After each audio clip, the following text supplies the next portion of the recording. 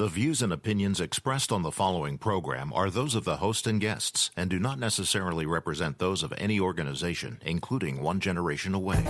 The freedom of a people to choose its leaders is the root of liberty. Keep alive this experiment in liberty. Liberty, in case you've forgotten, is the soul's right to breathe. Government should be very minimal in protecting liberty. Peace cannot be purchased at the cost of liberty. The sturdy ground of liberty. Liberty once lost is lost forever. Fight for their liberty and for our security. Guarantees individual liberty. This great republic, born alone in liberty. Liberty. Liberty. Liberty. Liberty. Liberty.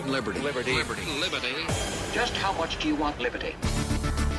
This is Liberty Nation with Tim Donner, a production of LibertyNation.com. Cutting through the double talk, taking on the topics, going after what the politicians really mean, and making it all clear.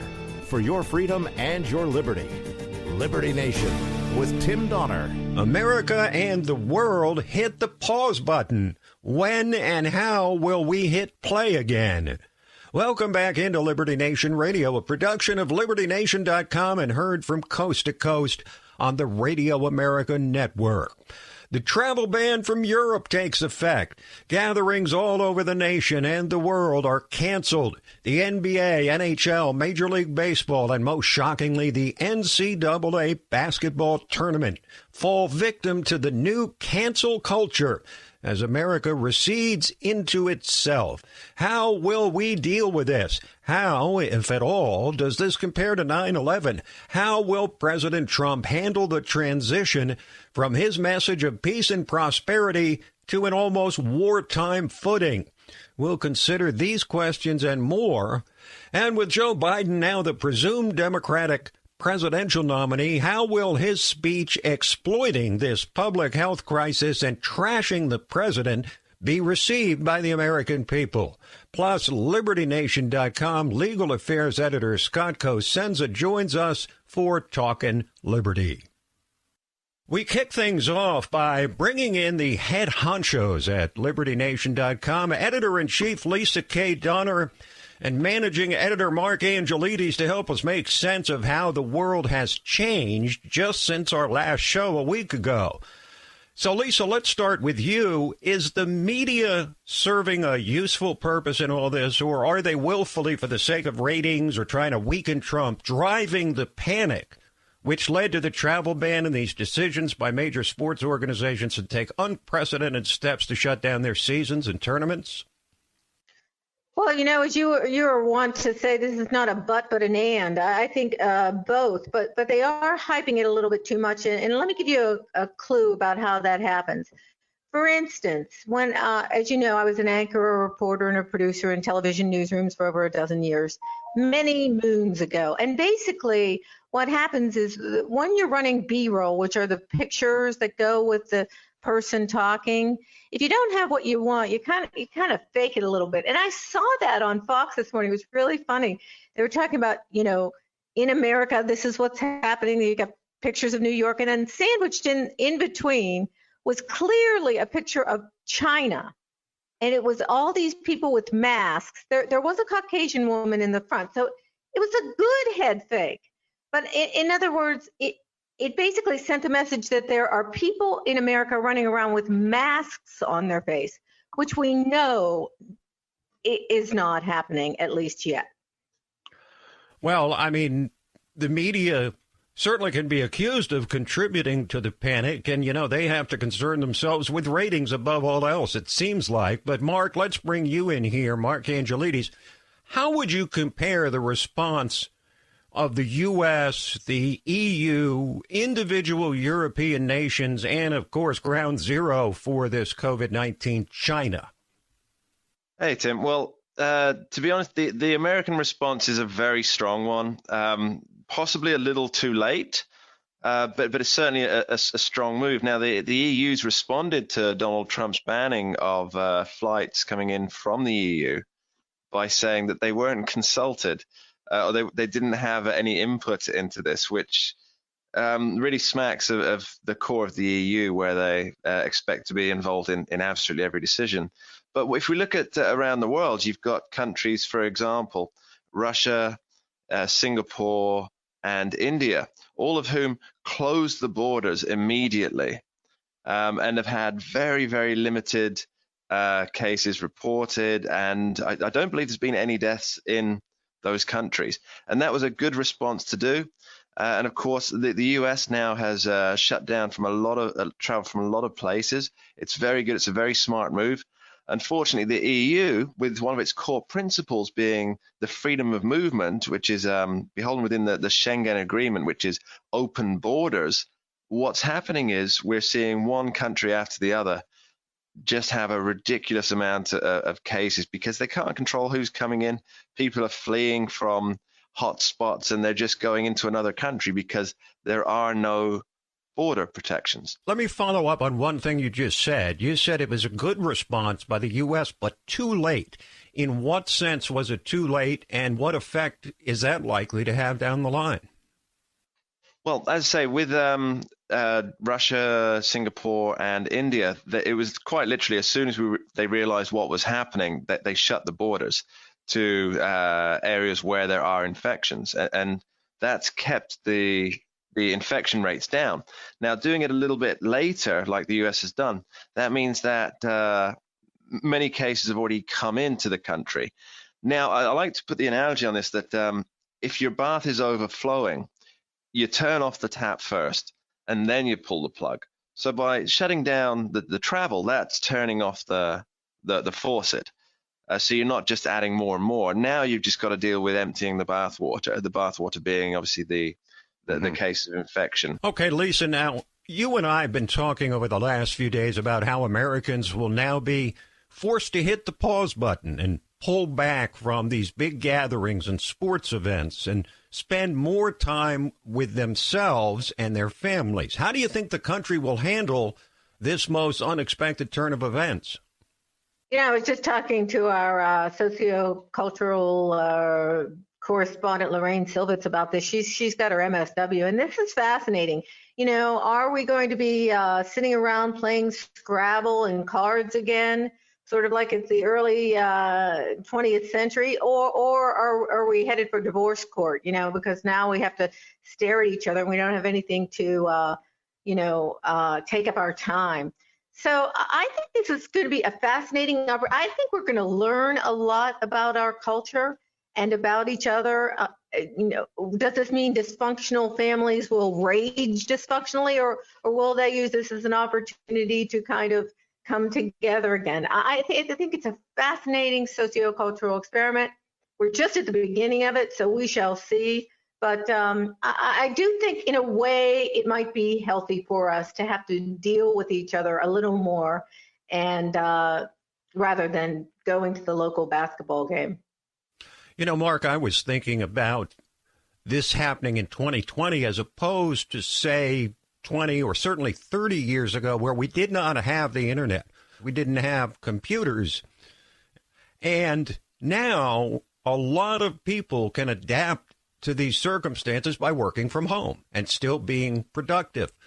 I'm thinking about how awful and treacherous this would have been if it happened 30 years ago. Yeah, very much so, Tim. Really, it's the middle classes that I hate to say feel a benefit from this, but will be able to transfer their work remotely. So they'll be able to work from home or from their local Starbucks if they're brave enough to head down there. But of course, with the working class jobs or the lower skilled jobs, the ones that are really manual labor stuff, obviously you can't put those into. You can't say go and work from home. It's not really going to happen. So a lot of those key industries will feel an after effect of this. So because people will want to start putting these into more automated systems, just in case the same thing happens again. In terms of how businesses react to it, clearly you've got the social media companies and the tech platforms. They're making a killing at the moment because so many people are just glued to their computers looking for the latest updates, or they're stuck at home. What are they going to do? They're going to go online. They're going to stream their latest box set to binge watch. Or just get those old episodes of Cheers out and watch all 11 seasons. You talked about, Mark, how the head of the EU was, sort of miffed that Donald Trump didn't clear. This really goes to show the arrogance, the haughtiness. In other words, they're thinking that the U.S. president needs to kowtow to the EU and get approval and consult with them first. I just find that really appalling. Actually, Leesa, this is really the difference between those who are globalist and those who are internationalist. The EU is very much a globalist enterprise, and they believe that everybody should, follow the rules that are set globally. But it's by them. It's by these people who are unelected, who have essentially seized power from sovereign nations. And then you've got the internationalist outlook, which is kind of I'm okay, you're okay. This is our country, and we'll work internationally. But we're our country, and that's very much the Donald Trump approach. So we are discussing this not so brave new world we find ourselves in, dominated by COVID-19. And we'll continue our discussion with LibertyNation.com editor-in-chief Leesa K. Donner and managing editor Mark Angelides in just a moment. Liberty Nation with Tim Donner.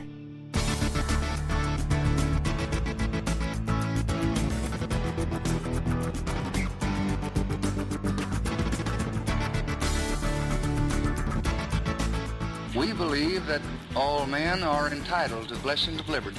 This is Liberty Nation with Tim Donner. And we are back on our special coronavirus edition of Liberty Nation Radio. And, part of the challenge, Leesa, is not to get too hysterical about this, but to also acknowledge the reality of how the world has responded. So let's talk a little bit about the Trump presidency, which now faces the same challenge, it seems, as George W. Bush, a wartime presidency overnight, in essence. The whole focus of the presidency has changed completely. Is Donald Trump well-equipped or ill-equipped to make this 180 from a message of peace and prosperity to, I'll protect you from this enemy, the terrorism of this virus?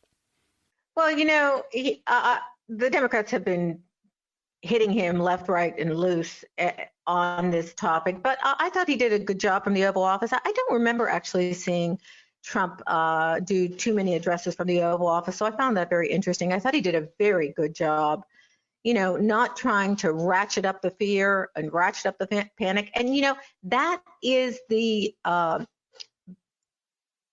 issue here, especially not just for leaders, but for media outlets like us. I mean, how do we play it? Do we can ramp up the fear. We have that power.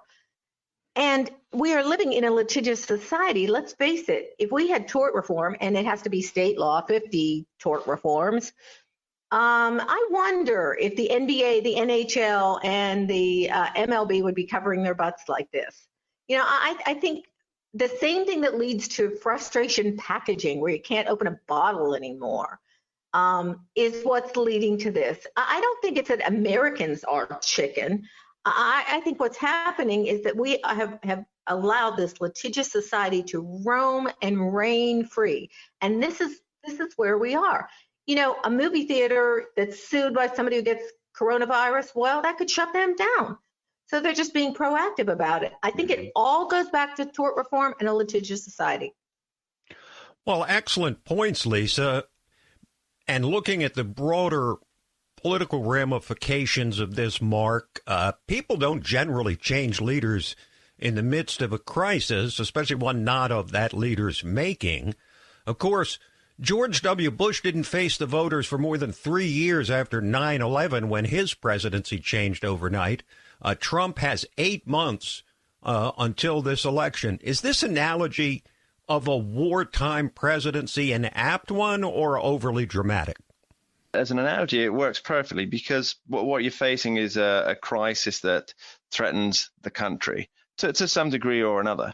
There's the old saying about the country that wins the war is the one that produces the most steel. And I think the steel in this particular war is that of press. And Trump's doing a great job with the press. He's speaking often. He's in communication, whether that's through Twitter or sound bites or all other things. And of course, there is another form of press going on, and that's the one that's focused on how poorly Trump's doing. And you really, whether you believe one side or the other, it's very much an information war. Okay, now, Leesa, I'm going to play what Joe Biden had to say on Thursday. We have to help the world to drive coordinated global strategy, not shut ourselves off from the world. Protecting the health and safety of the American people is the most important job of any president. And unfortunately, this virus laid bare the severe shortcomings of the current administration.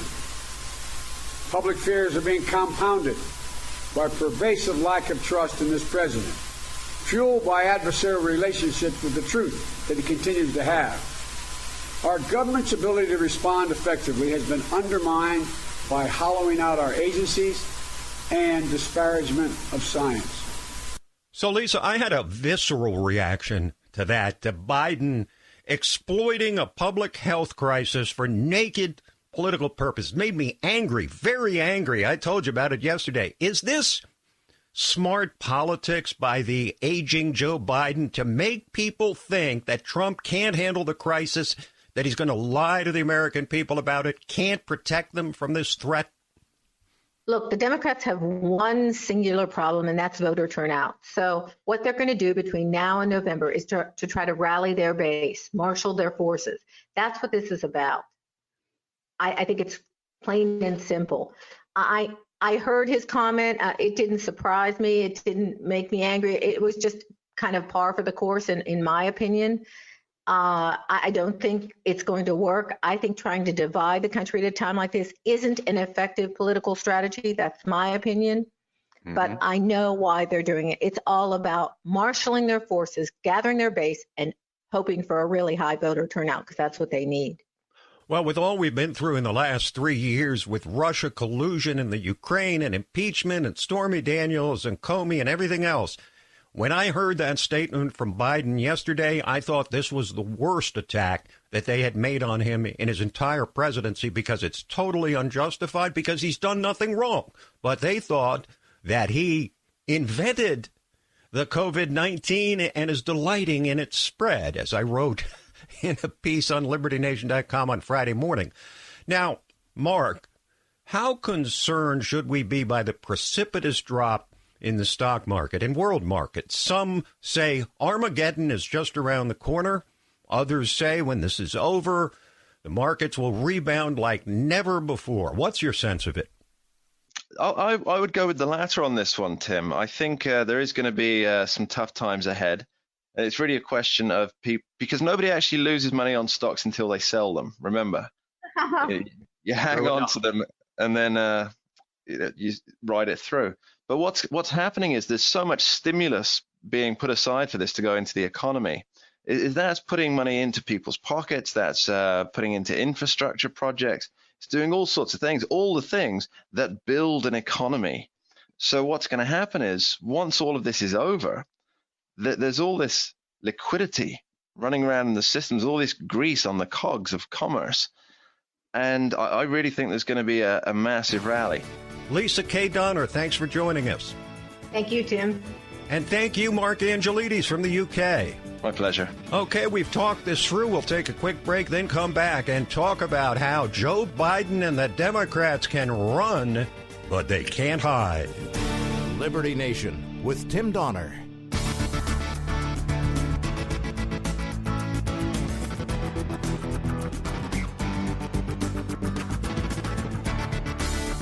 Far more important than my political future and far more important than yours, the well-being of our country. This is Liberty Nation with Tim Donner. So it is over, we are told. Joe Biden has stood by, undoubtedly overcome by his own incredible dumb luck, and watched as a horde of candidates unacceptable to the Democratic establishment have one by one been summarily shown the door. And now, poof, we are further told, the stench of socialism building for years, if not decades, and on spectacular display throughout the Trump presidency, months of presidential debates, and the early dominance of frontrunner Bernie Sanders was all but eradicated from atop the Democratic Party on Super Tuesday, with the final fading embers extinguished in Biden's wins on Son of Super Tuesday, March 10th, this past Tuesday. Yes, the story goes the Democratic Party has now, overnight, been restored to something very different than what the voters have witnessed since Trump descended that escalator almost 5 years ago. They put all their chips on the table in support of an 8-high hand. For those of you that don't know poker, that's the second worst possible combination of cards. And they did this because they fear the even worse 7-high hand, the worst hand possible, they would have been dealt with Bernie. All opposition to the chosen vessel of the party elite, Joe Biden, has been eliminated. There is no longer a safety net. And unlike in poker, you can't fold and everyone can see your hand. So the Democratic Party will soon learn that they can run, but they cannot hide. They can pretend, as in that famous lost season of Dallas, that the last 3 years never really happened. They can gaslight you into believing you didn't really see what you saw. They can tell you to believe them rather than your own lying eyes. But there's a little problem with that. They're staring down the barrel of the 45th president. Do you really think this president will not use, to employ the most absurd of the treasure trove of examples, Julian Castro's call for transgender reproductive justice, or Liz Warren's wealth tax, or almost anything uttered by AOC and the squad to paint Biden's party writ large as Looney Tunes? With the aid and comfort of a remarkably pliable elite media, we're instructed to believe, because Bernie's been vanquished by the extraordinary maneuvers of the desperate party elite, that the same Democratic Party which has called for gun confiscation, open borders, taxpayer-funded health care for illegals, free college for everyone, student loan forgiveness, economy-crushing re-regulation of industry, and a laundry list of additional promises adding up to tens of trillions of dollars, has now returned to the kinder, gentler, more moderate salad days of Barack Obama. The party pathologically obsessed with destroying Donald Trump and somehow believing the way to achieve the objective was endless false and scurrilous allegations, a perpetual state of investigation, and threats of impeachment, coupled with a radical agenda standing as the polar opposite to Trump's, now expects the American people to be overcome with a case of collective amnesia far more widespread than the much-feared coronavirus. But that's not all. Depicting Biden himself as some sort of harmless moderate is another narrative that will be destroyed by Donald Trump. See, Biden twisted himself into a political pretzel over the last year, trashing positions he held throughout his career in an attempt to convince the now dismissed progressive wing of the party that he was one of them. More than once, Biden called himself, quote, the most progressive candidate, unquote, in the race. Think Trump won't use that one, too? And then he prattled on, Biden did, about his concern over climate change and the other hot-button progressive issues he'd never been interested in before. Biden's own call to open the spigot for lawsuits against gun manufacturers, effectively shuttering the gun industry in America, is a more extreme position than Bernie or even gun grabber extraordinaire Mike Bloomberg.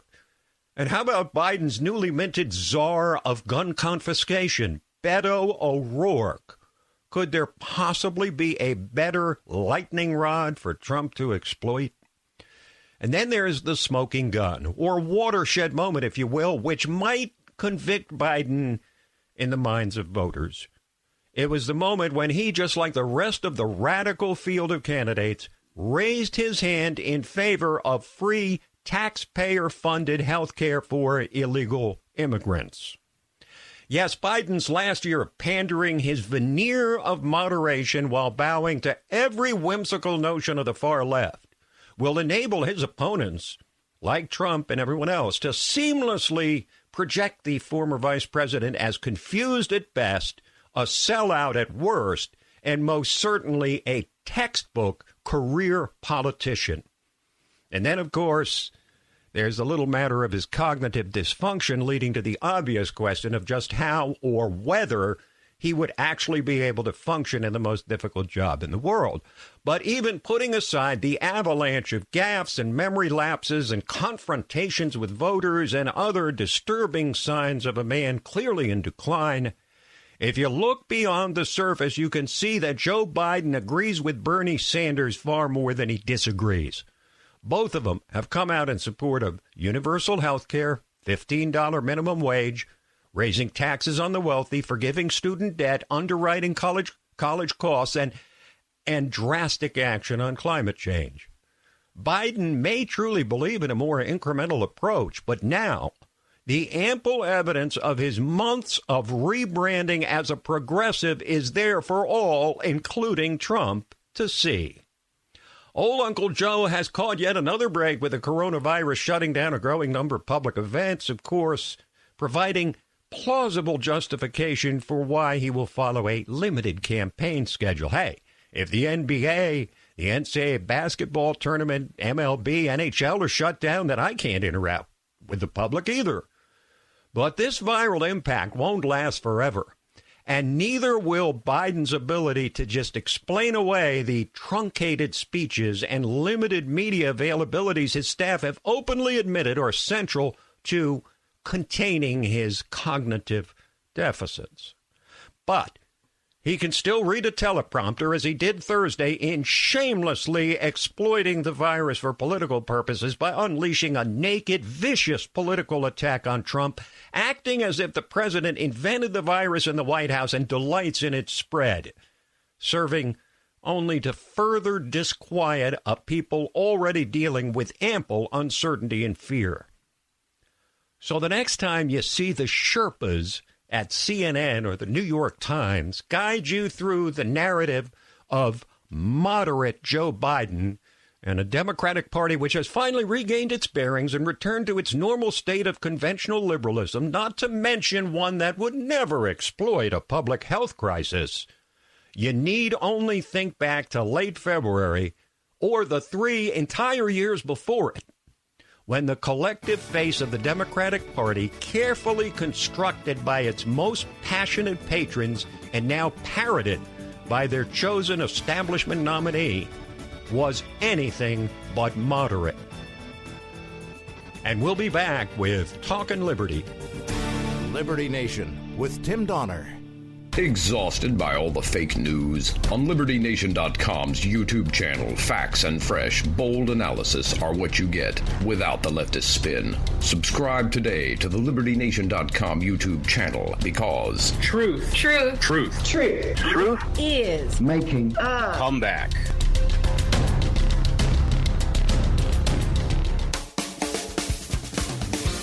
And now we welcome you into the portion of Liberty Nation Radio which we entitle COVID-19. Oh, no, excuse me. I mean, Talkin' Liberty. There are other things going on in the world unbeknownst to almost everybody in the United States that's overcome with hysteria or at least concern. And joining us is our guardian of individual liberty, Scott Cosenza. Hello, Scott. Hello, Tim. So, Scott, what can you tell us as our guardian of individual liberty that can make people feel a little bit better about the hysteria or, at a minimum, deep concern that seems to be enveloping the American people? Well, Tim, I don't know that I can make people feel better, but I think that I can give them a call to action, which may make them feel good that they can be proactive and do something, and that is to be on guard against the threats to liberty that are coming and will continue to come as a result of the COVID-19 crisis. There's a great book called Crisis in Leviathan by Robert Higgs, which details how the federal government has gotten so big and accrued so much power. And let's recall, Tim, that anytime the federal government gets power, they don't manufacture it out of thin air. They take it from the people. It's our power. And when the federal government exercises it or commands it, we lose it. And anytime we have a big crisis like this, people will try to use it to take away our power and our rights. And I think that whether it's at the local level or at the national level, now is the time to especially be on guard. You call me the guardian of liberty in your introduction. I love it. And everybody in this time of crisis needs to be their own guardian of liberty. I think the other distinguishing characteristic, Scott, about when the government steps in a crisis to seize control is that they never give that power back. They take it and make it a permanent bureaucracy, a permanent formation of more concentration of government power. So it's a one-way street when it comes to government intervention. As Ronald Reagan famously said, the closest thing to eternal life on earth is a government agency. That's right. And so now is the time. Now is the time to be on guard against it. All right, let's move on to what you call price gouging. Well, Tim, that's right. I think that this is perhaps the most easily explainable and sort of relatable crisis measure that is put forth in a way to kind of like defend the people and buoy them, but in actuality punishes everyone and is an intolerable imposition against liberty. And let's just take the surgical mask issue if we can. I think it's just so easily relatable. Mm-hmm. Amazon, they've banned the sales of surgical masks that are priced wildly above what they were priced at before the crisis started.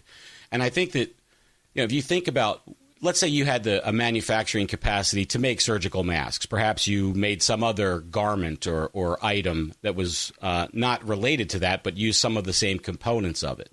Well, would you want to turn your factory into a surgical mask production facility? Well, if you could only sell the surgical masks for what you were making or what it cost you to make them or a little bit above, maybe you would and maybe you wouldn't. But if you could sell them for a lot more than that, you would be encouraged to do so.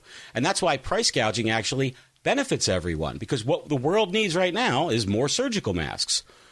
Well, you could have a government bureaucrat try to order that done, or let the price signaling take control. And the price says, we need more surgical masks. Please go make them. Also, it empowers and allows people to go ahead and provide for themselves. If you need a surgical mask, are you better off being able to get one at whatever price the market commands, or go to some government bureau or the Amazon bureaucracy and say, please sell me a surgical mask? They have no masks to sell there. So the person who does have the mask should be able to command the price, and we all benefit from it. And whether that's a gallon of gasoline on a barrier island trying to get out of a hurricane or a surgical mask in the midst of a viral outbreak, these price signals actually help the marketplace and they benefit liberty. And it's a bit of a complex thing to wrap your head around. It's not one-step thinking, and that's why these laws are popular, Tim. But we need to do the two-step thinking and secure our liberty.